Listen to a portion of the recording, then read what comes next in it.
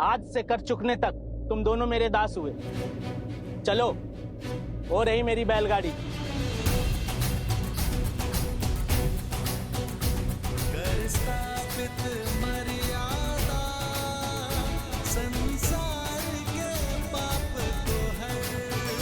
बड़ी विचित्र घटना है ये। किसी और के लिए स्वयं को सेवक बना लिया दोनों ऋषि कुमारों ने। आज तक एक वचन के लिए ऐसा करते हुए किसी को नहीं देखा। लवकुश, ये कैसा निर्णय है? अयोध्या के राजकुमार हो तुम दोनों। तुम दोनों को रघुकुल को आगे बढ़ाना है। यदि तुम दोनों दास बनकर चले गए तो फिर प्रभु का क्या होगा? माता कौशल्या, सुमित्रा और तुम्हारे छोटे भाई, उनका तो स्मरण करो। रघुकुल रीत सदा चली आई, प्राण जाए पर वचन न जाए। रघुकुल की रीत ही तो पूर्वजों की सीख है हनुमान जी। क्या आपको लगता है कि पिताश्री ये बात जानकर संतुष्ट होंगे कि हमने अपना वचन तोड़ दिया?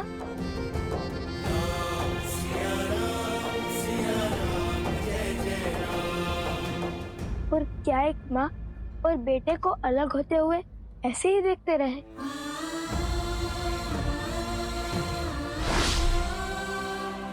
संतान के लिए माता के बिना जीने से बड़ा और कोई दुख हो सकता है हनुमान जी?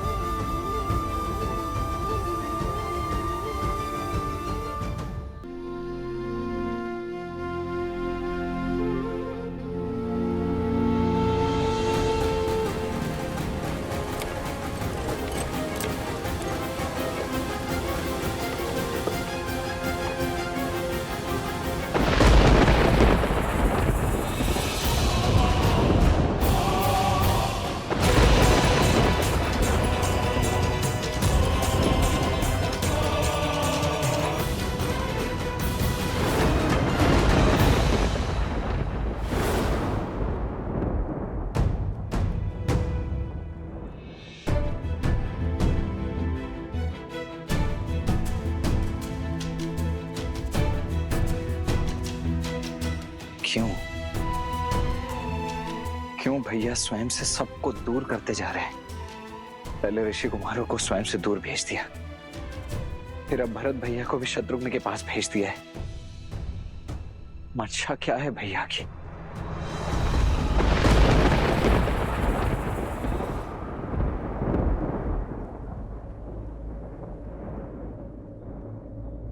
राजानुज, आप विचलित लगते हैं।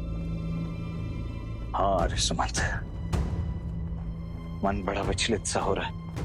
ऐसा प्रतीत हो रहा है जैसे कोई घोर अनिष्ट रघुकुल की बाट जो रहा है। जब तक श्री राम का सानिध्य है, कुछ अनुचित नहीं होगा राजानुज। कदाचित सभी बालकों के चले जाने से अब विचलित है बस। कुछ क्षण मंदिर में बैठिए, मन शांत होगा। यहाँ की चिंता मुझ पे छोड़ दीजिए।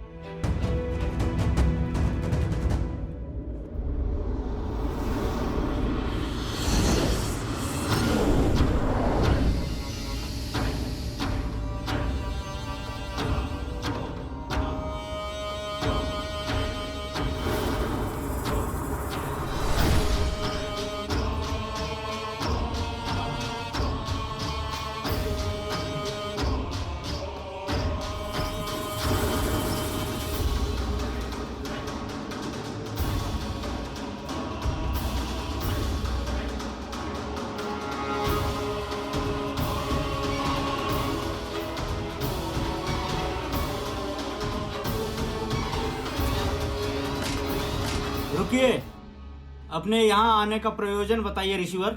इतना पर्याप्त नहीं कि एक बैरागी श्री राम से मिलना चाहता है? उनसे शीघ्र मिलना आवश्यक है। अवश्य ऋषिवर, किंतु आज महाराज का सभी साधु सन्यासियों से एकांत में मिलने का उनके दुख सुख समझने का दिन है। ये सभी आपसे पूर्व श्री राम से भेंट की बाट जोर है। क्षमा करें, इनकी प्रतीक्षा से मुख मोड़ के इनसे पूर्व आपको आगे जाने देना उचित नहीं होगा।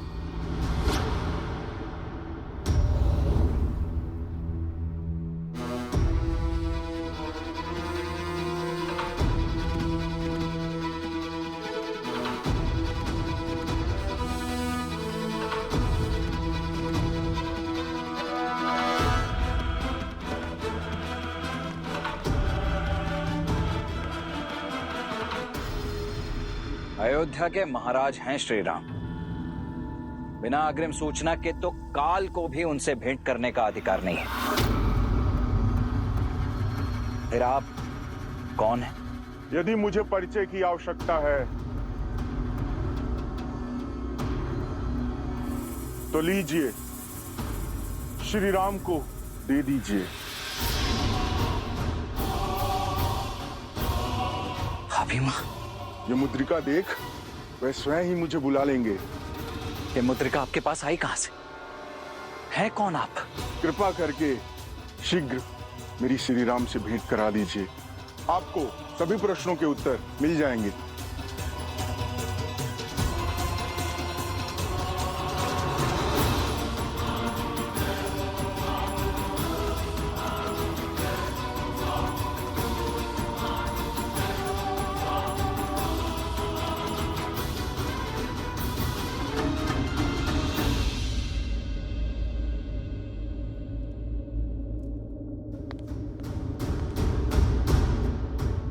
भैया,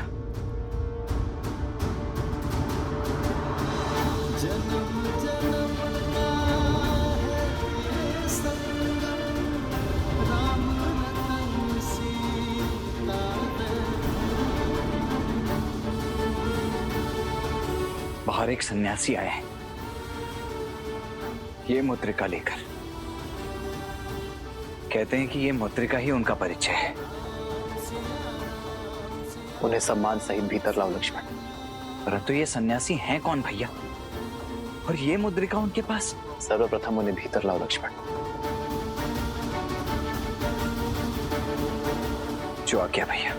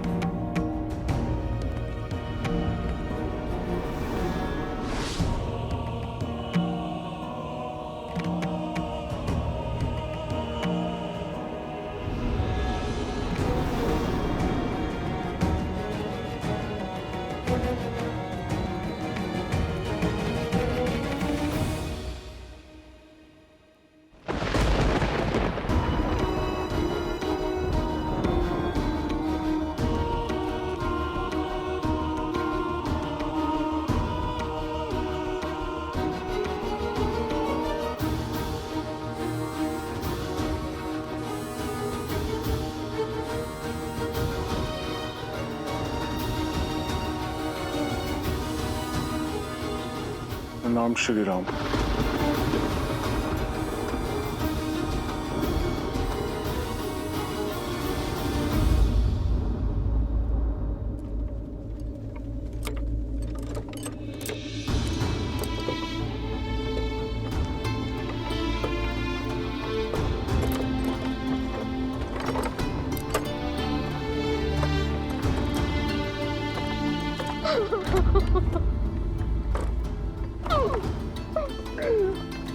प्रभु रुकिए, रुकिए, रुकिए, प्रभु रुकिए।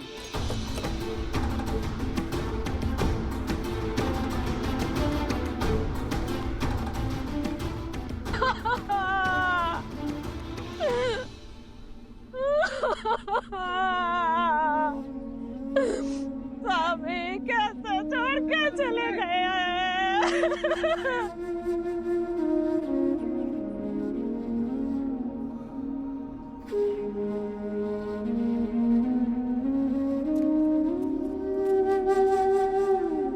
ये माता इतनी पीड़ा में है, विलाप कर रही है, अपने पति को भी खो चुकी है। फिर भी इनकी सहायता के लिए कोई आगे क्यों नहीं आ रहा है? क्योंकि सबको अपने प्राण प्रिय हैं। इनके पति को स्पर्शजन्य रोग था, कल से यहाँ बैठी हैं, किंतु कोई आया नहीं इनके अंतिम संस्कार के लिए। पर रोगी की तो सहायता करनी चाहिए ना। ये रोग से ग्रस्त था, बाकी सब भय से। भय कहीं संक्रामक रोग उन्हें ना हो जाए।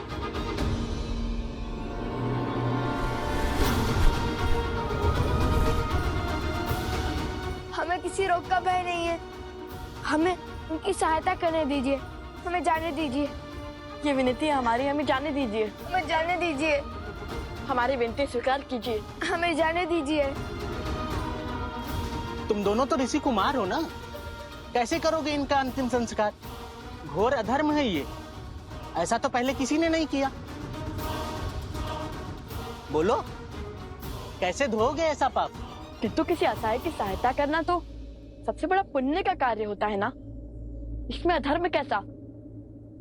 मानव तो समाज की डोर से बंधा हुआ होता है, उसे जीवन में और जीवन के पश्चात भी दूसरे मनुष्यों की आवश्यकता होती है। और ऐसा पहले भी हुआ है, जब कौशल राज्य के महाराज राजा हरिश्चंद्र ने भी अपना जीवन एक चंडाल की भांति व्यतीत किया था।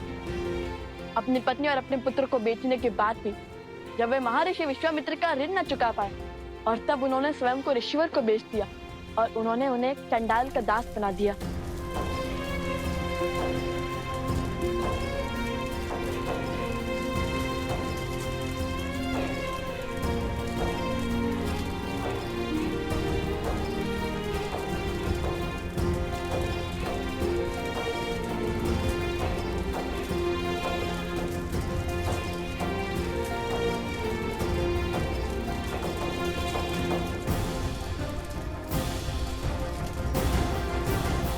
तुम्हारा कार्य यहाँ लाए गए सभी शरीर से दाह संस्कार शुल्क लेना है। ध्यान रहे, जो भी हो यहाँ बिना कर दिए किसी को भी चिता जलाने की अनुमति नहीं है, समझ गए?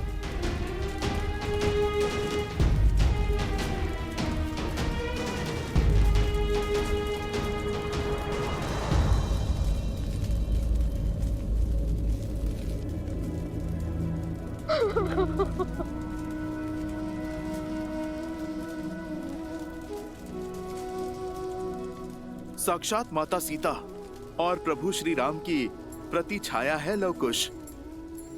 जितने सुंदर स्वयं हैं, उतने ही सुंदर उनके संस्कार।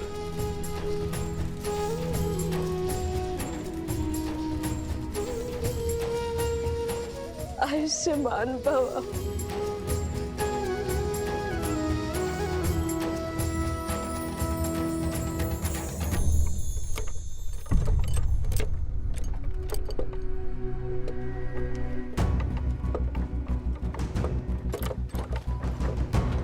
इतनी तीव्र धूप, बहुत तप रहा है आज सूरज।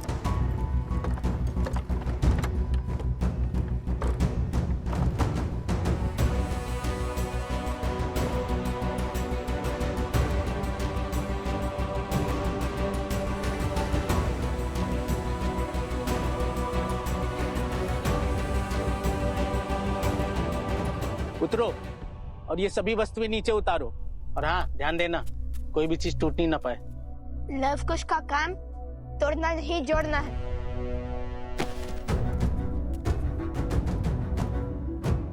प्रभु, ये सब कहाँ जा रहा है? चलो तुम सामान उतारो।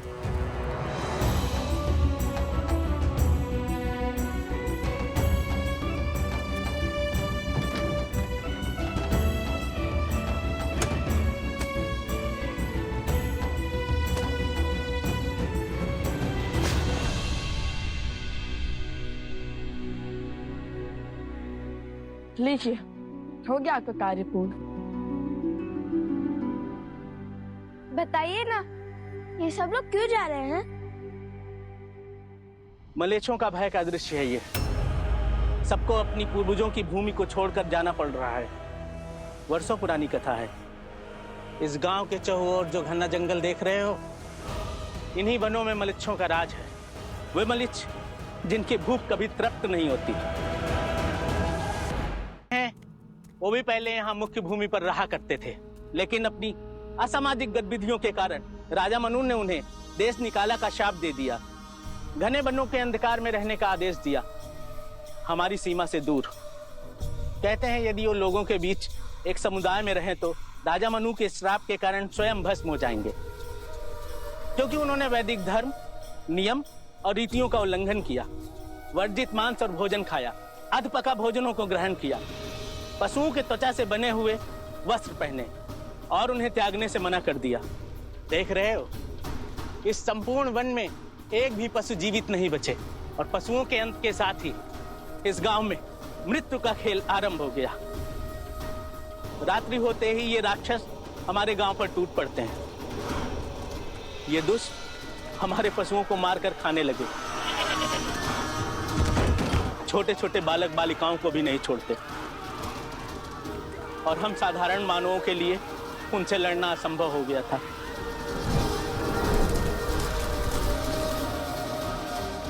हम सब ने अपनी अपनी सुरक्षा का भार उठा लिया और वो हम पे आक्रमण ना करें, इसलिए सप्ताह में एक बार उन्हें भेंट भेजना प्रारंभ कर दिया।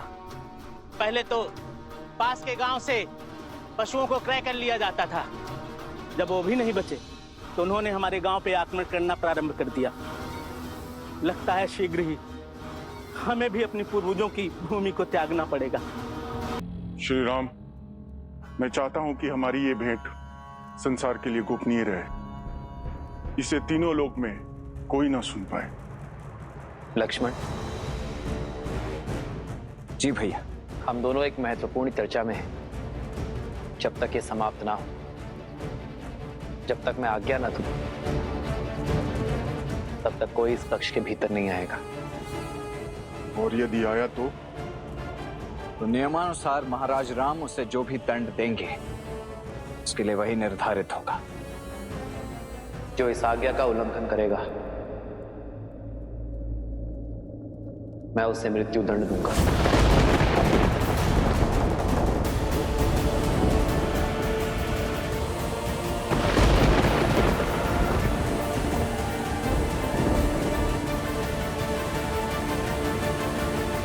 जब तक मैं आज्ञा न दूं, तब तक कोई इस कक्ष के भीतर नहीं आएगा। और यदि आया तो नियमानुसार महाराज राम उसे जो भी दंड देंगे उसके लिए वही निर्धारित होगा। जो इस आज्ञा का उल्लंघन करेगा, मैं उसे मृत्यु दंड दूंगा।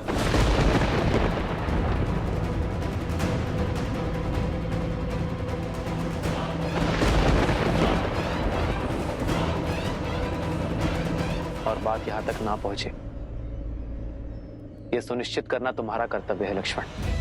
इसलिए इस कक्ष के बाहर, इस द्वार के उस ओर तुम पहरा दोगे और किसी को भीतर आकर बाधा बनने की अनुमति नहीं दोगे।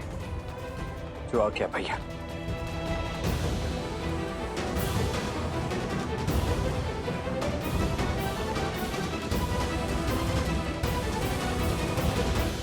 आपके यहां आने का अर्थ समझता हूं मैं, और यह भी जानता हूं कि काल का चक्र बड़ी तीव्रता से आगे बढ़ रहा है। मेरा अभिवादन स्वीकार कीजिए काल पुरुष।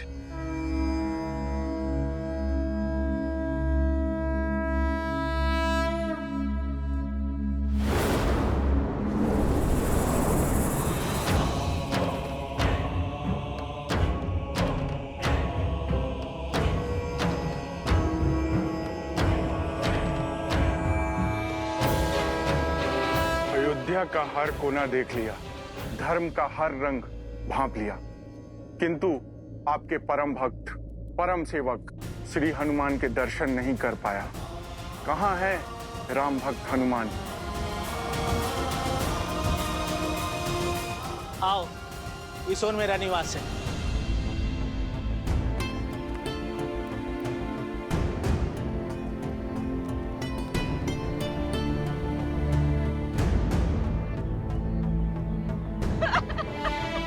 सुचिता, सुचिता, सुचिता, क्या हुआ सुचिता? पुत्र, कहाँ है मेरा पुत्र? कहाँ है हमारा पुत्र सुचिता? तुम बोलती क्यों नहीं? कहाँ है हमारा पुत्र? साहूकार, कल रात मलेच्छों का आक्रमण हुआ था, वो तुम्हारे पुत्र को भी उठा ले गए। इसी कारण सब लोग गांव छोड़कर जा रहे हैं।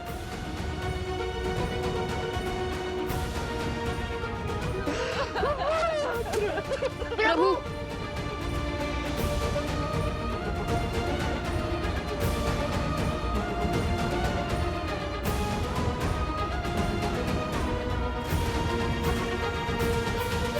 रुकिए,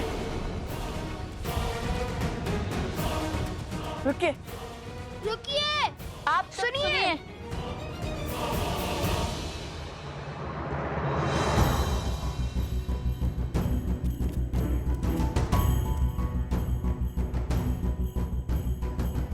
आप सब अपने पूर्वजों की भूमि को केवल इसलिए छोड़कर जा रहे हैं ना क्योंकि आप उन मलेच्छों के आतंक से व्यथित हैं। तो अपनी भूमि नहीं, अपना भय त्यागिए, क्योंकि अब हम करेंगे उनका अंत। हम देंगे आपको सुरक्षा की छाव, ताकि आपको अपनी पहचान, अपने पूर्वजों की धरोहर ना छोड़नी पड़े।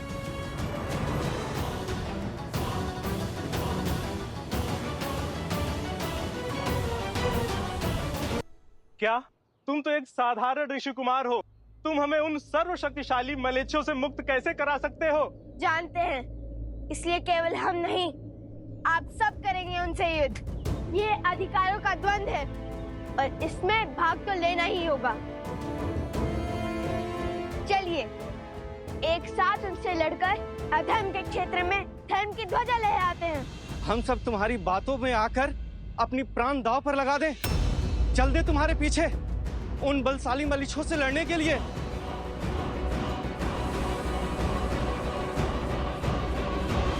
मैं जानता हूँ कि निर्णय और युद्ध दोनों ही सरल नहीं है, किंतु जिनके पास विश्वास की शक्ति होती है वो कोई भी युद्ध जीत सकते हैं। चलो मित्रों, आगे बढ़ो। ये दो नन्हे बालक स्वयं को अत्यधिक बलशाली समझ रहे हैं। ये स्वयं तो मरेंगे और हमें भी मरवाएंगे। भैया, ये तो हमारे दिल पर संदेह कर रहे हैं। चलिए इन्हें अपना सत्य बता देते हैं, अपना परिचय दे देते हैं।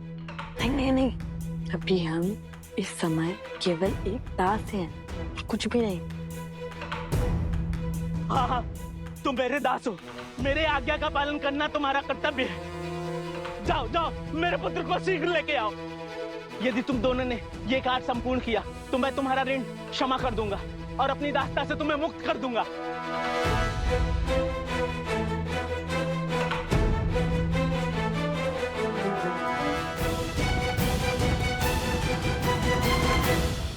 जिस कार्य को आप सब असंभव समझ रहे हैं वो संभव है।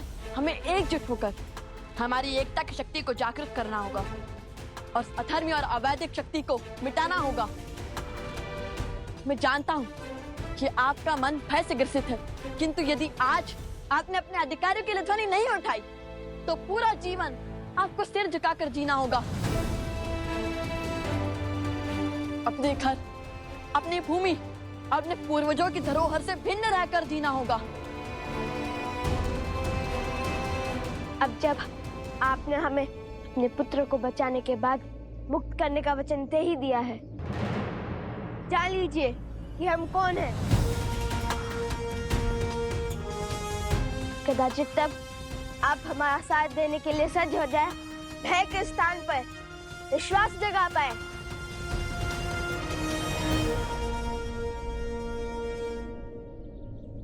हम अयोध्यापति महाराज राम के पुत्र लव कुश हैं।